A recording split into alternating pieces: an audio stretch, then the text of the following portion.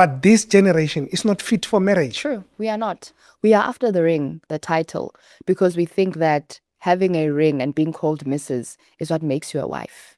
But you have to understand that you are a wife even before you say I do. But how many ladies know that?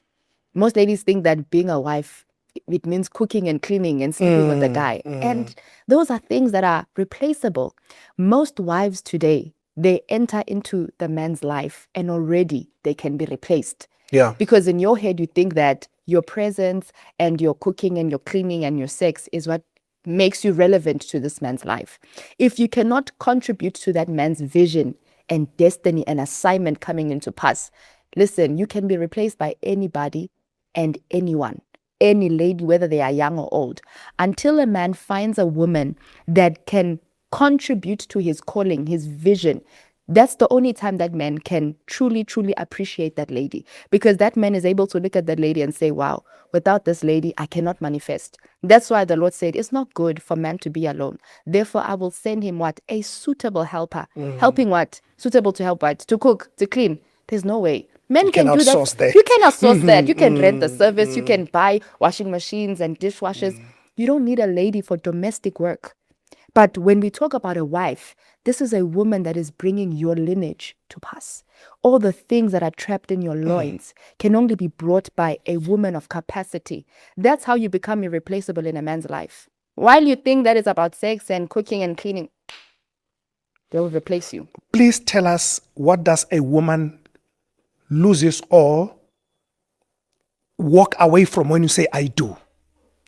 When you say I do, what is it? Because you said it's not 50-50. There's no 50-50 in marriage, especially from the Christian point of view. What do you leave behind when you say I do? What do you forfeit? Everything. Yeah. You leave everything. You leave your free will, your authority, the life that you knew, and the life that you once imagined. Every lady has a dream, which is very beautiful. But do you know that the minute you tie yourself to a specific man, those dreams can come to an end? Please say that again.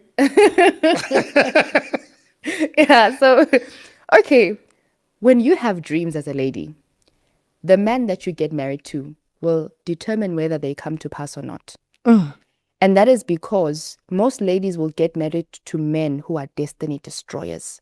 A man that is not able to see the woman that God has put on the inside of you. You see, this is what I always say to the people that I teach. It's easier to be a wife than it is to be a husband. And that's what most people don't understand. They think that, being a wife is so difficult. You must give birth. You must submit. You must allow this man to tell you what to do. But that's because they don't understand the responsibility upon a man. When God puts me into my husband's life, I go into his life as a raw material. Now God places the responsibility of my manifestation into his hands.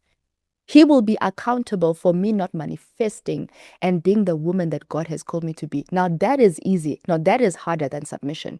You see, the Bible says that husbands must water their wives with the water of the word and sanctify them.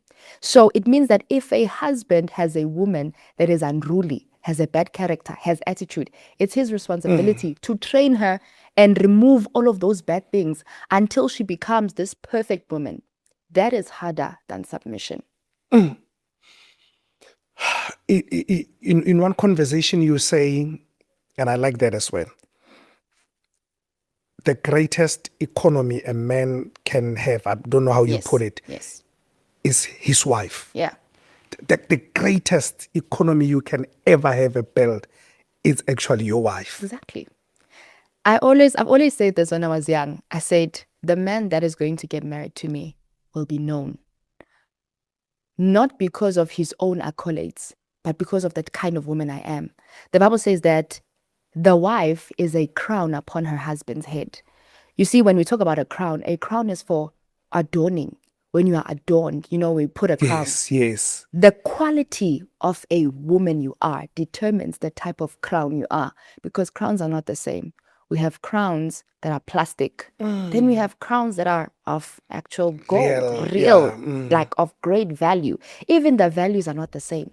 So imagine a man acquiring a wife like Sister Joy. Listen, you could be great on your own.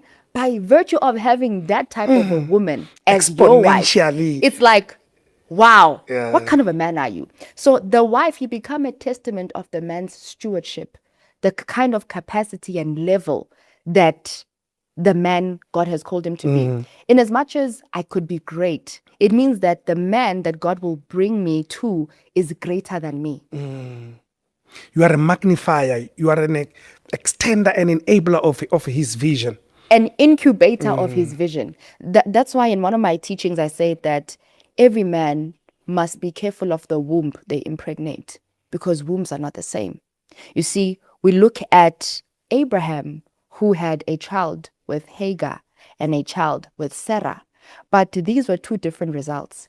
But those two kids were in the loins of Abraham.